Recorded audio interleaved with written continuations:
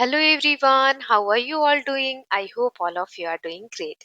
So, as you all know, we have already started unit Fables and Folk Tales from your new English NCRT Purvi of class 6, right? Class 6 की नई NCRT पूर्वी English के लिए जो आई है उसकी units हम ऑलरेडी स्टार्ट कर चुके हैं।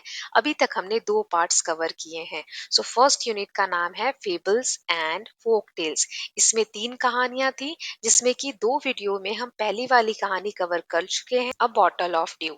आज इस वीडियो में हम the raven and the fox cover करने वाले हैं। So I hope all of you are watching all other chapters also. All the links are there in the description box. Please go through that. And one more request, if you have any suggestion, please suggest in the comment section. And also, if you are liking the video, like it and share it. Now, let's move ahead with the poem The Raven and the Fox. Before reading this poem, let us do these activities before we read. Poem read करने से पहले यहाँ activity दी गई है, उसको कर लेते हैं। पहला है, we know that frogs croak. Did you know that ravens also croak?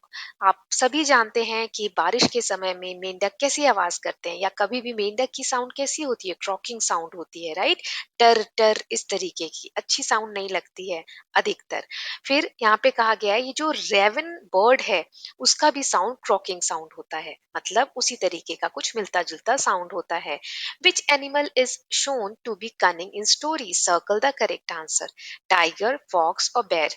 यहाँ पर तीन जानवर के नाम दिए गए हैं, हमें बताना है इस स्टोरी में किस कनिंग जानवर की बात की गई है। कनिंग यानी चालाक, जो इमेज है इसमें। तो यहाँ पर फॉक्स यानी लोमड़ी की बात की गई है, तो हम इसको सर्कल कर देंगे। तो चलिए इस पोएम को हम पार्ट्स में रीड कर लेते हैं। Mister Raven was perched upon a limb. Mister Raven इस बर्ड के लिए नाम यूज हुआ है। ये एक लिम्ब यानी कि ट्री की जो ब्रांच होती है उस पर बैठा है। पर्च्ड मतलब बैठे होना, ठीक है, सिटिंग ऑन अ ब्रांच। और the end of a seat, meaning भी साथ साथ में बता रही हूँ, आप लिख सकते हैं। And Reynard the fox looked up at him. और ये जो फॉक्स है इसका नाम है रेनार्ड, ये उस बर्ड की तरफ ध्यान से देख रहा है। For the raven held in his great big beak a morsel the fox would go far to seek. अब मॉर्सल मतलब क्या होता है? खाने की कोई एक टुकड़ा या खाने का कोई एक चीज, ठीक है।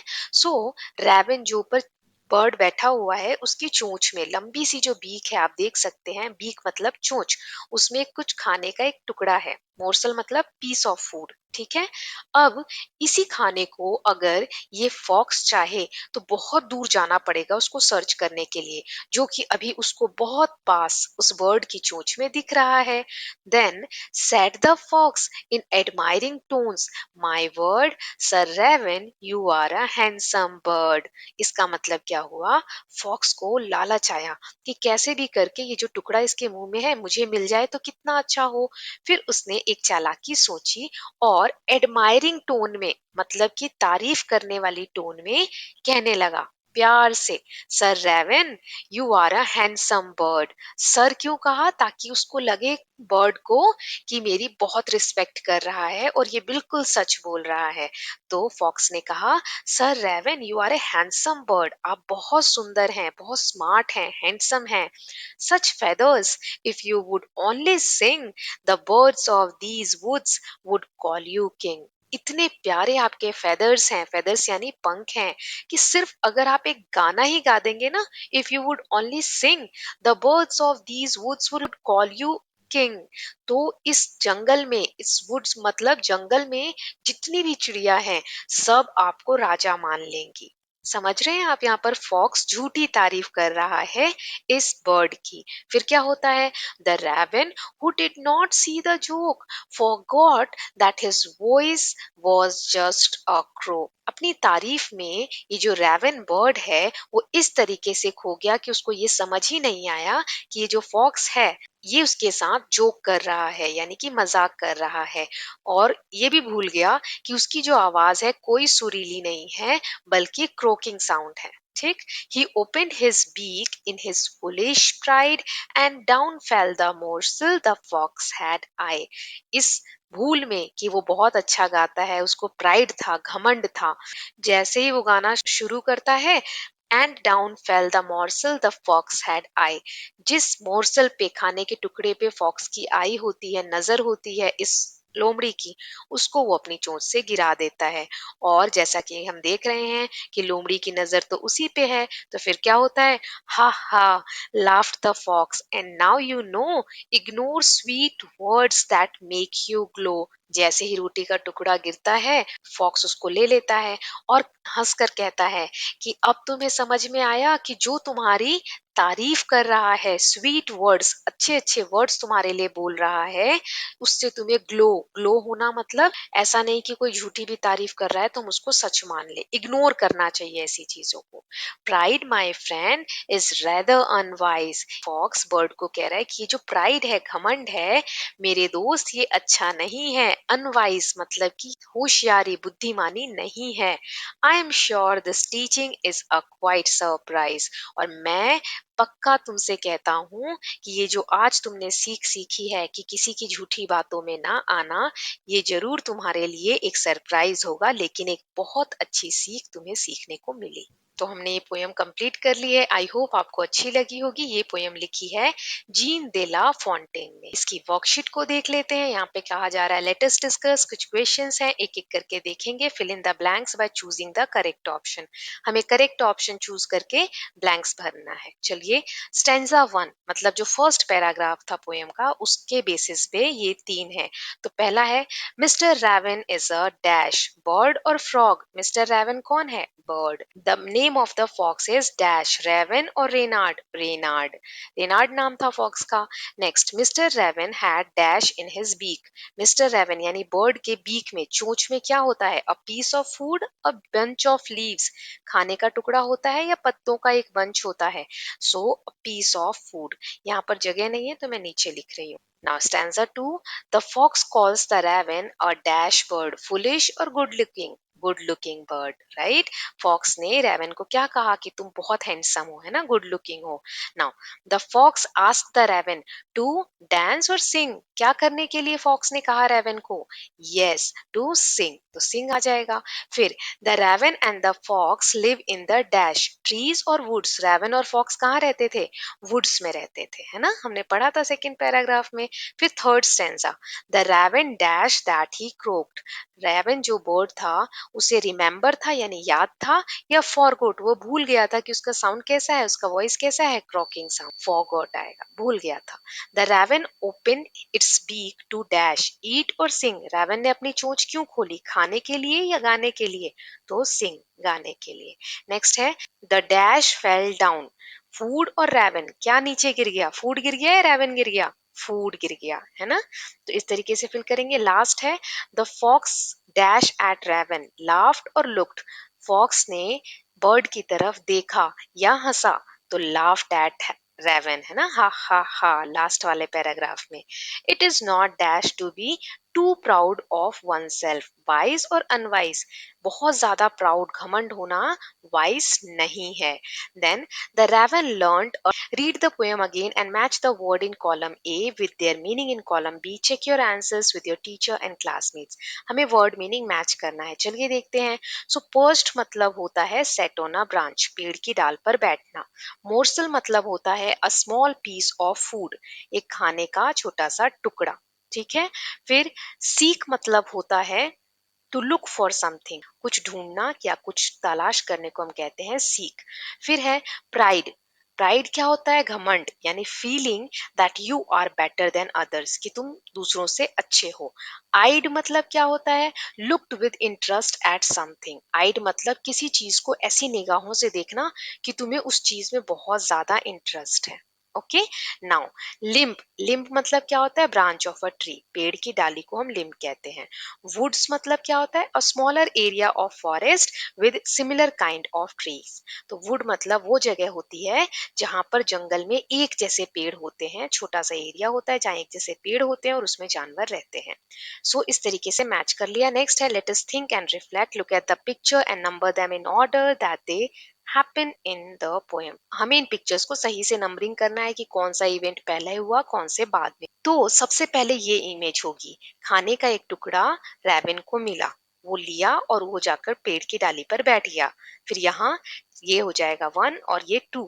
2 क्यों? क्योंकि यहाँ नीचे फॉक्स उसको देख रहा है और तारीफ करने लगा। फिर ये वाली इमेज जैसे ही रेवन ने गाना शुरू किया उसकी चोंच से खाना गिर गया और लास्ट इमेज ये हो जाए यानी 4 की खाना उठा के और रेनार्ड वहां से भाग गया। ओके, नेक्स्ट है read the following lines and answer the questions that follow. यहाँ पर हमें पैराग्राफ रीड करने हैं, उस बेसिस पे कुछ क्वेश्चंस है सॉल्व करने हैं। पहला है sir Raven you are a handsome bird such feathers if you would only sing the birds of this would call you king।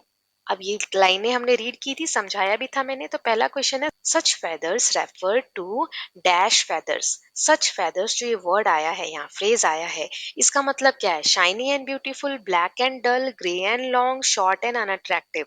तो इसका मतलब है shiny and beautiful feather. Feather यानी पंख। Okay, now why would the birds of the woods call the raven king? Birds सारे क्यों king कहेंगे raven को? So fox told Raven that it is a handsome bird with beautiful feathers, and if it would sing only the birds of the wood accept it as their king। Raven को fox ने कहा कि तुम इतने अच्छे तुम्हारे पंख है कि सिर्फ तुमने अगर गा दिया ना अच्छे से तो इस वुड के जितनी भी चिड़िया हैं वो सब तुमको राजा मान लेंगी। Okay, next why does the fox address the raven as sir? Fox ने रेवन को सर कह के क्यों बुलाया? क्योंकि वो उसको दिखाना चाहता था कि वो उसकी बहुत रिस्पेक्ट कर रहा है और अच्छी तारीफें कर रहा है। Fox was trying to flatter the raven by addressing it as sir. Flatter करना मतलब चापलूसी करना। Okay, next है the raven who did not see the joke forgot that his voice was just a croak। He opened his beak in his foolish pride। तो ये लाइनों से question है। पहला है why did the raven open his beak? raven ने अपनी चोंच क्यों खोली? So raven opened its beak to sing। गाने के लिए खोली है ना। Complete the following with one word from the given lines. देखो यहाँ फॉक्स के लिए क्लेवर यूज हुआ है। फॉक्स कैसा था? चालाक। तो रेवन कैसा था? फुलिश। यहाँ यूज हुआ है लाइंस में तो हम फुलिश लिख देंगे। कुछ और क्वेश्चंस है। Why does the raven forget that his voice is just a croak? Raven क्यों भूल गया कि उसकी आवाज तो क्रोकिंग साउंड है? The raven was so pleased with the compliments that he forget about its voice. वो इतना ज्यादा गुम हो गया था अपनी तारीफ में कि उसको लगा सच में उसकी वॉइस अच्छी है और वो भूल गया कि उसकी आवाज कैसी है? क्रोकिंग है। Now how does Reynard make the raven sing? Reynard ने क्या किया? फॉक्स ने क्या किया कि रेवन गाने लगा? The fox starts his flattery by praising the raven's appearance. Fox ने फ्लैटरी यानी चापलूसी करना, बहुत मीठी मीठी बातें बोलना स्टार्ट कर दिया रेवन के बारे में। Now next, why does Renard say that pride is not wise? Renard ने क्यों कहा कि घमंडी होना ठीक नहीं है, बुद्धिमानी नहीं है? क्योंकि हमने पोएम के हिसाब से देखा कि the price of pride paid by raven was that it lost the morsel to the fox. हमने देखा कि कैसे प्राइड की वजह से रेवन ने अपना खाना फॉक्स को दे दिया, गवा दिया अपना खाना, है ना। इसीलिए प्राइड करना ज्यादा अच्छी बात नहीं है। Give one reason why the teaching is quite a surprise. एक रीजन बताइए जिससे पता चलता हो कि ये जो टीचिंग, ये जो शिक्षा हमें मिली इस कहानी से या पोएम से वो सरप्राइजिंग थी। So because it gives us a lesson that why pride is not wise। Pride घमंड करना क्यों अच्छा नहीं होता है, ये सीख हमें इस कहानी से या पोएम से मिली। Imagine someone praises you too much, how would you react? Imagine करिए कि आपकी कोई बहुत तारीफ कर रहा है तो आप कैसे रिएक्ट करेंगे? So I will be happy too, but now I will take care of flattery। मैं भी अभी तक तो बहुत खुश होती कोई मेरी तारीफ करता तो। आप क्या रिएक्ट करते आपको बताना है। लेकिन अब ये कहानी जब मैंने पढ़ ली है तो अब मैं कोई फ्लैटरी तो नहीं कर रहा, झूठ तो नहीं बोल रहा, चापलूसी तो नहीं कर रहा, इसका ध्यान रखूंगी। नेक्स्ट क्वेश्चन है लेट अस लर्न। यहाँ दिया है write the rhyming words from the poem one has been done for you. यहाँ पर हर स्टैंजा से कुछ पोएम्स राइमिंग वर्ड दिए हैं। राइमिंग मतलब होता है बोलने में एक जैसा लगना, जैसे लिम्ब हिम्ब, है ना। आवाज साउंड एक जैसी लग रही है दोनों की, लिम हिम। तो बाकी के वर्ड्स हमें ढूंढना है तो एक एक करके देखेंगे। स्टेंजा वन यानी पैराग्राफ जो पहला है उसमें एक तो लिम हिम बता दिया, देन बीक सीक, है ना, beak seek rhyming word. Then second paragraph में वर्ड बर्ड, ये दोनों हो गए। सिंग किंग, ये नेक्स्ट हो गया। इसमें जोक क्रोक, प्राइड आइट। ओके, ऐसे आप ढूंढ के और लिखेंगे। लास्ट वाला है no glow, unwise surprise. Okay, तो इन्हें हम राइमिंग वर्ड्स बोलते हैं। ऐसे ही नेक्स्ट क्वेश्चन में study the underline word in the poem. यहाँ पर देखो अंडरलाइन कुछ वर्ड्स हैं, उनको ध्यान से पढ़ना है। For the raven held in his great big beak. Big beak, the words big beak begin with the same b sound. दोनों बी साउंड से स्टार्ट हो रहे हैं, है ना, बिग भी और बीक भी। Now the song of sweet word, इसमें सॉन्ग और स्वीट दोनों एस से स्टार्ट हो रहे हैं। सो इसमें हमने क्या जाना, alliteration is a repetition of consonant sound at the beginning of words. When two or more words together begin with the same sound, it is called alliteration. जब एक लेटर से दो वर्ड साथ में स्टार्ट हो रहे हो, एक जैसे साउंड कर रहे हो, तो उसको हम alliteration कहते हैं। जैसे अभी हमने एग्जाम्पल देखा। Now pick another example of alliteration from stanza 2। अब हमें पैराग्राफ 2 से ऐसे ही alliteration के एग्जाम्पल ढूंढने हैं। तो ये रहा पैराग्राफ 2। देखिए यहाँ लास्ट लाइन में, the birds of these woods would call you king. Woods और वुड, ये जो दो वर्ड हैं ये दोनों डब्ल्यू से स्टार्ट होते हैं और सेम साउंड है दोनों में, वुड्स वुड, है ना। तो ये वाले दोनों वर्ड हो जाएंगे alliteration. Now choose the correct opposites from the box given below and complete the table. There are two extra words that you will not need. यहाँ कुछ वर्ड्स हैं, तो इन वर्ड्स के अपोजिट हमें इनमें से ढूंढकर लिखना है। फिर लास्ट में use any four words from the table given above to make sentences of your own. उसके बाद चार कोई से भी वर्ड्स से हमें सेंटेंसेस बनाने हैं। तो पहले अपोजिट लिख लेते हैं। पहला है पर्च्ड। पर्च्ड मतलब मैंने बताया बैठे होना, तो यहाँ क्या आ जाएगा, फ्लू यानी उड़ना। बैठने का अपोजिट उड़ना। फिर फॉरगॉट। फॉरगॉट मतलब भूलना, तो रिमेंबर मतलब याद रखना। फुलिश मतलब मूर्ख, तो वाइस मतलब चालाक। प्राइड मतलब घमंड, तो ह्यूमिलिटी मतलब विनम्रता, अपोजिट। फिर लाफ्ट मतलब हंसना, तो क्राइड मतलब रोना, अपोजिट। इग्नोर मतलब इग्नोर करना, किसी चीज को ध्यान ना देना, तो इसका अपोजिट हो जाएगा नोटिस करना, हर चीज को ध्यान देना। ग्लो। ग्लो मतलब चमकना, तो डिम मतलब बहुत धीमा सा, ज्यादा चमक वाली चीज नहीं होने को हम डिम कहते हैं। ओके, तो ये हमने अपोजिट्स लिख ली। अब चार कोई से भी वर्ड से हमें सेंटेंस बनाने हैं, तो मैंने यहाँ एग्जाम्पल दिया है, आप अपने हिसाब से बना सकते हैं। जैसे I forgot to bring notebook, इसमें मैंने फॉरगॉट को यूज किया है, मतलब मैं नोटबुक लाना भूल गई। There is a glow on her face, इसमें मैंने ग्लो यूज किया है, उसके चेहरे पर चमक थी। द क्रो वॉज फुलिश, कौआ मूर्ख था, फुलिश मैंने यूज किया है। Then he laughed at me, वो मेरे ऊपर हंसा, यहाँ मैंने लाफ्ड यूज किया है। ओके, आप कोई और भी वर्ड्स यूज करके सेंटेंस बना सकते थे। नेक्स्ट है let us listen. You will listen to what the crow did after he lost his food. As you listen mark the given statement as true और फॉल्स। देखो ये यहाँ पर आपको ट्रांसक्रिप्ट बुक के लास्ट में, चैप्टर के लास्ट में दिया हुआ है, ये आपको प्ले करके सुनाएंगे। ठीक है, मैं आपके लिए रीड करूंगी और इस बेसिस पे बताना है जो नीचे स्टेटमेंट दिए गए हैं वो सही है या गलत है। अगर सही है तो ट्रू लिखेंगे, गलत है तो फॉल्स लिखेंगे। तो पहले रीड करते हैं। Dear students, the crow felt really sad because the fox cheated him. In the quiet night the crow thought and said to himself, I was fooled by kind words, but I have learned something important. Even if I don't have beautiful feathers, I am smart. यहाँ कह रहा है कि कौवे को बहुत बुरा लगा कि फॉक्स ने उसको चीट किया। रात में अकेले में बैठकर वो सोच रहा था कि उसने मुझे बेवकूफ बनाया, अच्छे अच्छे शब्द बोलकर, मेरी तारीफ करके। लेकिन कोई बात नहीं, इससे मैंने एक बहुत इंपॉर्टेंट चीज सीखी कि even if I don't have beautiful feathers, कि मेरे पास अच्छे पंख नहीं हैं, फिर भी मैं स्मार्ट हूँ, I am smart. So, to share his wisdom, he decided to go on a journey. He wanted to tell all the other animals to be careful with words he told them. Do not let pride lose what you have. फिर उसके बाद उसने decide किया कि वो एक journey पे जाएगा और जाकर ये जो विस्डम, ये जो सीख उसको मिली है, वो सभी जानवर को बताएगा कि प्राइड करना वाइस यानी बुद्धिमानी नहीं है। बहुत ज्यादा प्राइड करने से, घमंड करने से हम चीजें खराब कर लेते हैं या हमारे हाथों से चीजें चली जाती हैं। अब ट्रू फॉल्स देखते हैं। तो पहला है the crow was unhappy that he lost his food. तो यस, अभी मैंने बताया, पहली लाइन में लिखा है कि वो सैड था, तो ये स्टेटमेंट सही है, तो ट्रू लिखेंगे। The crow thought that his lovely feather made him smart. कौवे को ऐसा लगा कि ये जो उसके सुंदर सुंदर पंख है इसकी वजह से वो स्मार्ट है। नहीं, उसको पता चला कि मेरे पंख अच्छे नहीं है फिर भी मैं स्मार्ट हूं, तो ये स्टेटमेंट गलत है, हम फॉल्स लिखेंगे। फिर फिर है the crow wanted to tell his friend not to be proud. कौवा ये चाहता था कि वो अपने दोस्तों को बताए जाकर कि बहुत ज्यादा प्राउड नहीं करना चाहिए। यस, ये स्टेटमेंट सही है, तुम ट्रू लिखेंगे। ओके, नेक्स्ट है let us speak narrate the poem in the form of a story, give a different ending to the story. You may begin like this is a story about a clever fox named Reynard and Mr. Raven.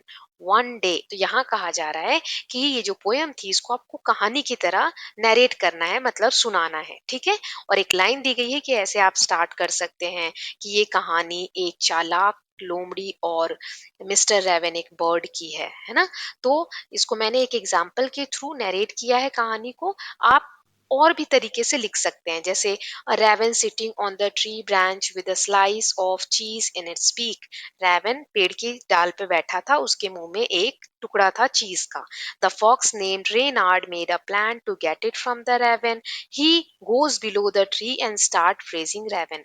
Fox जिसका नाम रेनार्ड था, उसने देखा उस खाने की चीज को, तो उसने डिसाइड किया कि वो बर्ड से जाकर वो ले लेगा। तो उसने क्या किया, पेड़ के नीचे जाकर और रेवन की तारीफ करने लगा। The raven wanting to show off, raven को उसकी तारीफ सच लगी और उसने शो ऑफ करने के लिए open its beak to sing, गाने के लिए अपना मुंह खोला। फिर क्या हुआ, only to let the slice of cheese fall. उसके बोलते ही वो जो चीज का टुकड़ा था, पनीर का टुकड़ा था या खाने की कोई भी चीज थी, वो गिर गई। Fox had snapped up the piece of cheese and ran off through the woods with it. Fox ने वो टुकड़ा उठाया और वहां से भाग गया। The fox depart with a word of advice to the raven that listening to flatterers is not worth the cheese you hold in your beak. अब यहाँ पर फॉक्स ने कहा कि प्राउड करना बिल्कुल सही नहीं है। जाते जाते मैं तुम्हें ये एक सीख देना चाहता हूँ, ठीक है। तो अब आगे वाले पार्ट में कहा गया है now right the story you narrated in the form of a conversation. आपको जो अभी आपने कहानी सुनाई बनाकर, उसको आपको कन्वर्सेशन की तरह लिखना है। कन्वर्सेशन क्या होता है, बातचीत के तरीके से उसको लिखना है। Remember to write only the action of the raven as he has food in his mouth and does not speak. जो रेवन का रोल आप लिखेंगे, डायलॉग्स लिखेंगे, वो आपको ध्यान रखना है कि रेवन के मुंह में खाना है तो वो बोल नहीं सकता है। जैसे यहाँ दिया हुआ है you may begin like this, ऐसे शुरू कर सकते हैं। ऐसे लिखेंगे रेनार्ड, मतलब रेनार्ड ने कहा good morning mister Raven, you seems to be awake so early. Good morning, वो रेवन को गुड मॉर्निंग कहता है और कहता है आज आप जल्दी उठ गए। So mister Raven just nods his head. So mister Raven, क्योंकि उसके मुंह में खाना है तो कुछ बोलेगा नहीं, उसने सिर्फ अपना सिर हिलाया। नॉड करना मतलब सिर ऐसे हिलाया कि हाँ आज मैं जल्दी उठ गया। फिर रेनार्ड ने कहा oh mister Raven you look so beautiful, है ना। कहानी जो भी मैंने पिछली स्लाइड में बताई उस तरीके से क्या रेनार्ड ने कहा और क्या रेवन ने रिएक्ट किया। लास्ट में उसने क्रॉकिंग साउंड निकाली, सिंग करना स्टार्ट किया। वो सब आपको इस तरीके से नरेशन या कन्वर्सेशन फॉर्म में लिखना है। ओके, नाउ नेक्स्ट दिया हुआ है लेट अस एक्सप्लोर ओरिगेमी। ओरिगेमी क्या होता है, it is an art of folding objects out of paper to create both two dimensional and three dimensional object. देखो, ओरिगामी पेपर को फोल्ड करके अगर हम कोई चीज बनाते हैं, जैसे कि आप पेपर बोट बनाते हैं, इस तरीके से किसी चीज का फेस बना रहे हैं, कोई पपेट बना रहे हैं, तो उसको हम ओरिगामी कहते हैं। पेपर का यूज करके कुछ क्रिएट कर रहे हैं, इसमें 2D और 3D दोनों टाइप की इमेज बन जाती है। Now let us make stick puppet and enact the poem. You may take the help of the pictures given below. Fox का और एक कौवे का आपको इस तरीके से पपेट बनाना है, फिर जो पोयम रीड की है उसको नरेट करना है जिसके, ठीक है। तो ऐसे आपको कठपुतली बनाकर खेलना है। नाउ कैसे बनाएंगे, तो देखिए मैं इजी स्टेप्स बताती हूँ। पहले आप एक स्क्वायर शीट लेंगे, उसको इस तरीके से ट्रायंगल फोल्ड करेंगे, फिर ऊपर से ऐसे टर्न कर देंगे, फिर दो कॉर्नर से इस तरीके से फोल्ड करके और ऐसा शेप जब आ जाएगा तो उस पे आप आईज और फेस बना देंगे। ये आपका बन गया क्या, फॉक्स। पीछे एक स्टिक को पेस्ट कर देंगे, ठीक है।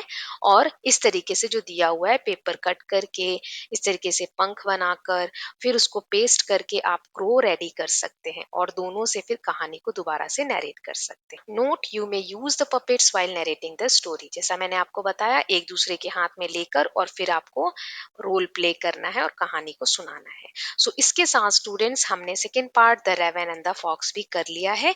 नाउ नेक्स्ट पार्ट में हम Rama to the rescue cover कर लेंगे। So I hope you like this chapter the raven and the fox. कैसी लगी आपको एक्सरसाइज, कोई सजेशन है तो प्लीज बताएं। अगर आपको वीडियो अच्छी लग रही है तो प्लीज लाइक कीजिए और इसको शेयर कीजिए, ओके, और कमेंट सेक्शन में प्लीज बताइए. You can watch all other chapters. The links are there in the description box. So please like and share the video. Don't forget to subscribe Kalyan TV channel for more such videos. Thank you so much.